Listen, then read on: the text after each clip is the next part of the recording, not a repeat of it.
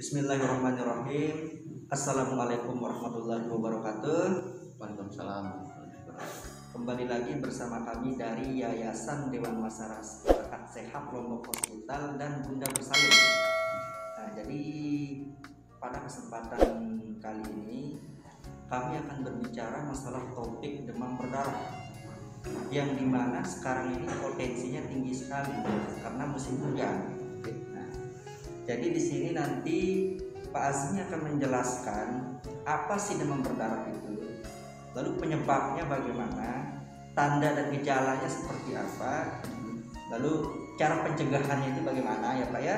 Nah, lalu nanti akan ada penjelasan juga ketika keluarga terkena demam berdarah, jadi tindakan awal yang dilakukan atau perawatan awal yang dilakukan oleh keluarga itu seperti apa. Nah, jadi untuk mempersingkat waktu, kita persilahkan Pak Azmi menyampaikan apa itu demam berdarah. Baik, untuk waktu dipersilahkan. Oke, terima kasih. Bismillahirrahmanirrahim. Assalamualaikum warahmatullahi wabarakatuh. Waalaikumsalam warahmatullahi wabarakatuh. Jadi menarik sekali yang kita bahas kali ini karena sangat potensial di waktu-waktu musim hujan seperti ini, yakni DBD atau demam berdarah. Seperti yang ditanyakan tadi, apa itu yang namanya DBD gitu ya. Jadi DBD itu adalah demam berdarah, adalah penyakit yang disebabkan oleh virus dengue yang masuk ke dalam tubuh melalui gigitan nyamuk. Dalam bahasa lain Aedes aegypti atau betina gitu ya, nyamuk betina. Jadi ini nyamuk betina. Iya, jadi nyamuk betina yang membawa virus ini lalu menggigit seseorang, lalu setelah digigit dia akan melepaskan virus itu yang masuk lalu ke dalam tubuh sehingga kita mengalami gangguan kesehatan. Nah, seperti itu. Lalu terkait dengan masalah gejala dari DBD itu sendiri, yang secara umum di sini kita ketahui gejalanya itu adalah ada 5 gejala yang biasa ditemukan di orang yang terjangkit oleh DBD. Yang pertama, terjadi jadi bintik-bintik merah yang tidak biasanya terjadi. Jadi bintik-bintik merah itu menandakan salah satu dari bahwa kita digigit oleh nyamuk demam berdarah tersebut, Aedes aegypti ini ya Pak. Aedes aegypti tersebut. Lalu yang kedua, terjadi mual muntah. Efek pengaruh dari virus itu, kita bisa mual dan muntah. Kita bisa muntah. Lalu yang ketiga, kita mengalami demam juga bisa.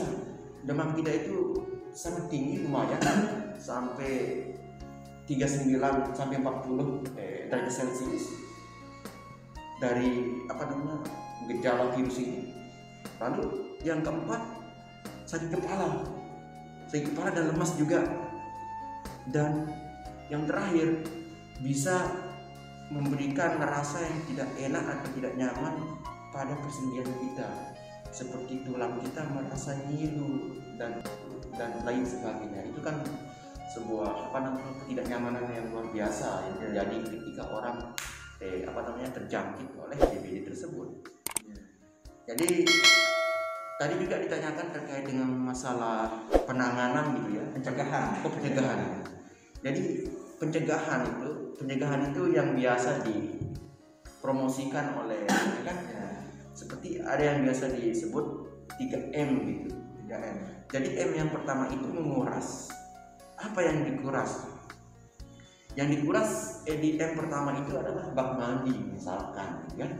Misalkan bak mandi ini jarang dikuras sehingga di dalam bak mandi ini terdapat lumut-lumutan begitu. Sehingga setelah berlumut-lumutan dan kemungkinan bisa saja nyamuk demam berdarah ini hingga di sana bertelur dan berkembang biak dan lain sebagainya. Dan disuruh mencegah dengan 3M. Berarti itu menguras, perlu sekali untuk kita menguras bak mandi. Perlu sekali. Jadi kalau kita secara siklus kita untuk membersihkan bak mandi itu minimal 2-3 kali sebulan. Dalam 1 minggu itu kita bersihkan, minggu kedua kita bersihkan, 3 kali lah dalam 1 bulan itu kita bersihkan.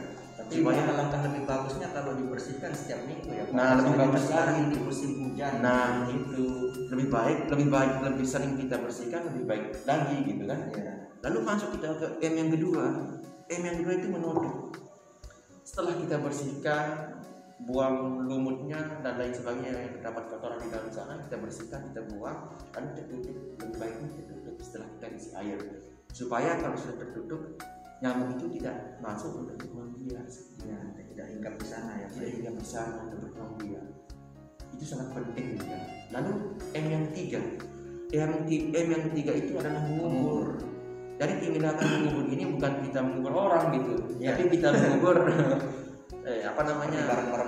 barang-barang bekas gitu, seperti sampah misalkan yang terdapat di halaman rumah, misalkan kan ada terdapat sampah organik dan non organik, misalkan dari non organik ini seperti yang lumpur kayak gitu kan, Ya. seperti dedaunan dan lain sebagainya, lubang, lalu yang tidak bisa hancur kita bisa pakai juga gitu. Setelah itu kita kubur gitu, kita tutup supaya lingkungan itu bersih, bebas dari terdapat kita biasanya itu menggantung-gantung baju pakaian di rumah.